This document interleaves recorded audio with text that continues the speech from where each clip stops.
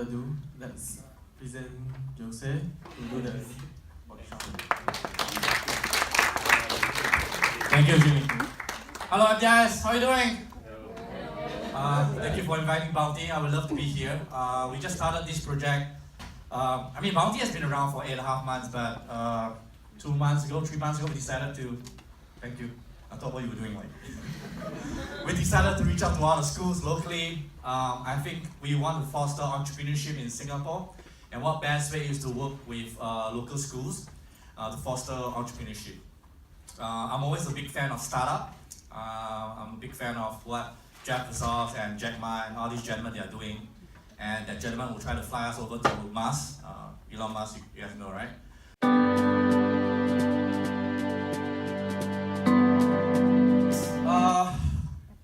There's a lot of challenges when you want to build your own startup. Obviously, it's always easier sitting as a part of the audience, as a spectator to watch how people make it. And sometimes you feel inspired, want to be part of something great also. But you have to start from somewhere. And the somewhere basically starts from your decision. So there's a few things I'll cover here. I think the first one I'll start with the team.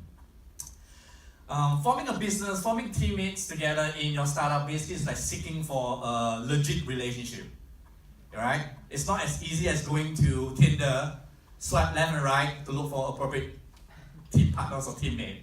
Trust me, it's not as simple as that.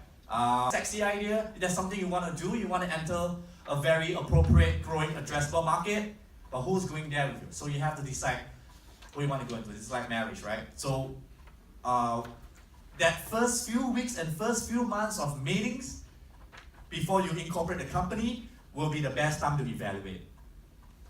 Yeah, the question they ask, their involvement, the punctuality, yeah? The accountability. So if potential teammates don't always turn up, don't always show up, and always late, and they're not attentive, certain homeworks that all of us have to do, okay, you do this, you do that, okay, we'll be back tomorrow at 3 p.m. But if they never always prioritize, then you know that they are not the appropriate one.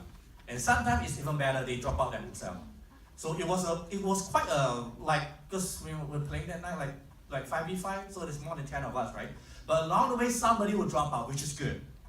Dropping out, when you see things like that, you don't get depressed. It's good because you streamline.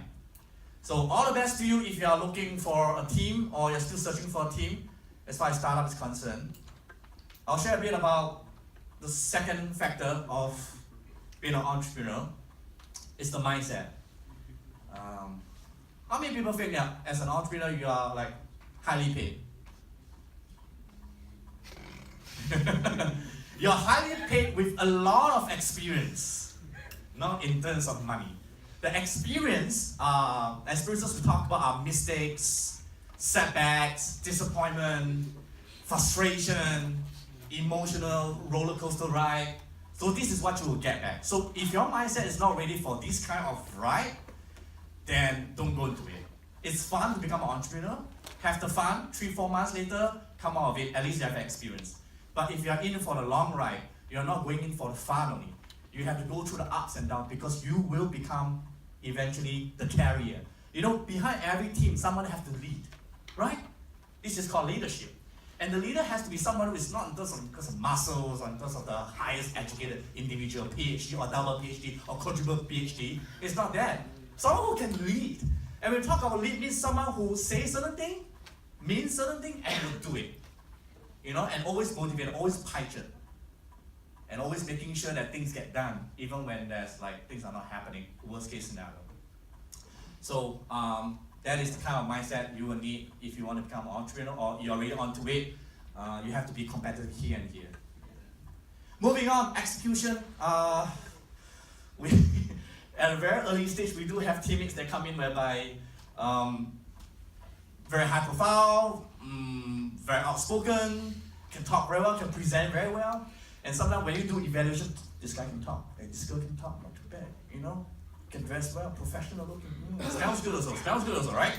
But all these will not attribute to the eventual success. Somebody who says but must do it, and it's on a daily basis, right?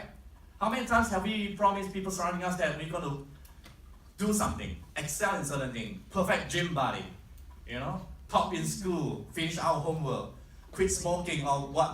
A lot of resolution we always do at the beginning of the year.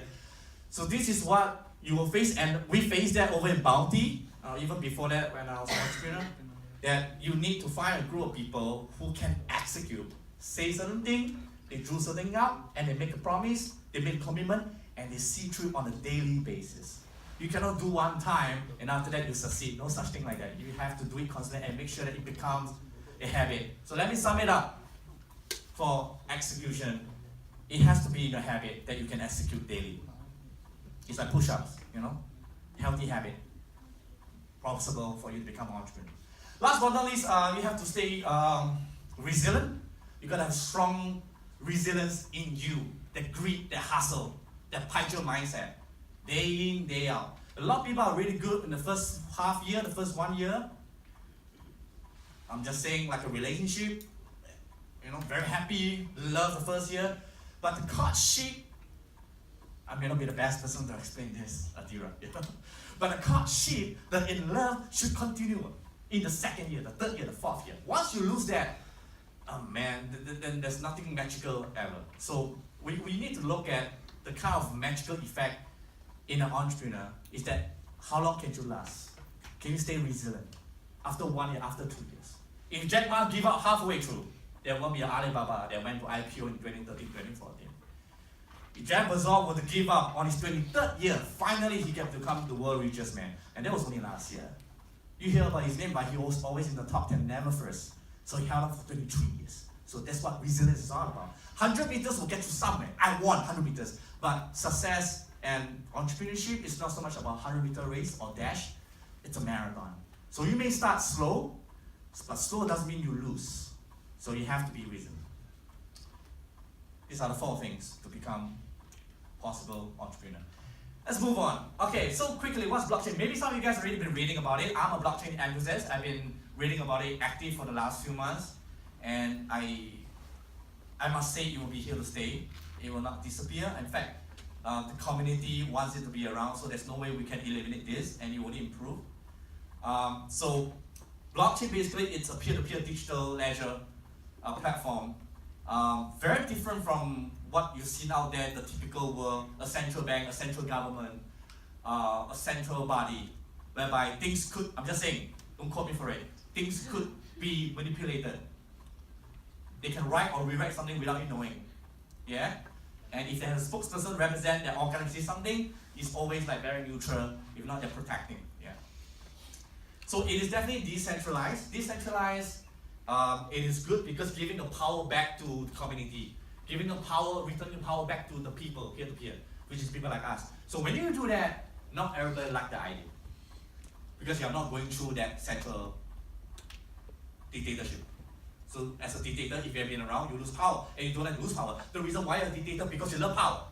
And now someone take away your power, you think you love it, you don't love it, you hate it. So there will always be media, news that goes around that's sending hate messages about crypto or blockchain. So it's just like, it's either you love Donald Trump or you hate it, right? So you be your own witness and audience to justify whether it's right or wrong. But it is here to stay. It's decentralized, it's peer-to-peer, so we empower you to take part in the blockchain community, right? And if you happen to be a miner, you will know what to do. You can go in there and you can configure the problem sum. If you can solve the problem, occasionally you get rewarded. That's why these guys are called miners. So I'm not a miner, but we have a lot of our friends who are sitting as our advisory board. Some of our co-founders, they mine. Yeah, I don't mind, I mind my own business, and that's Bounty. So open source, very transparent. Would you like somebody that you're working closely with very sensitive information, data, maybe even money? You want it to be someone that's accountable. So, and again, don't quote me for it. For too many years, we have been trusting an organization or central power, a central body, a central bank, or central what, to flow and control the data, the information, or even currency, or even money. That's fine. So what we do is, when it's transparent, when it's open source, you probably won't trust 1 or 2%, but you can trust everybody. So everybody, right now, they have the right to empower themselves to detect a transaction, an information, a data, hopefully it's money. Right or wrong, everything is clearly stated there, and you cannot rewrite it. So very hard to say that there's a fraud.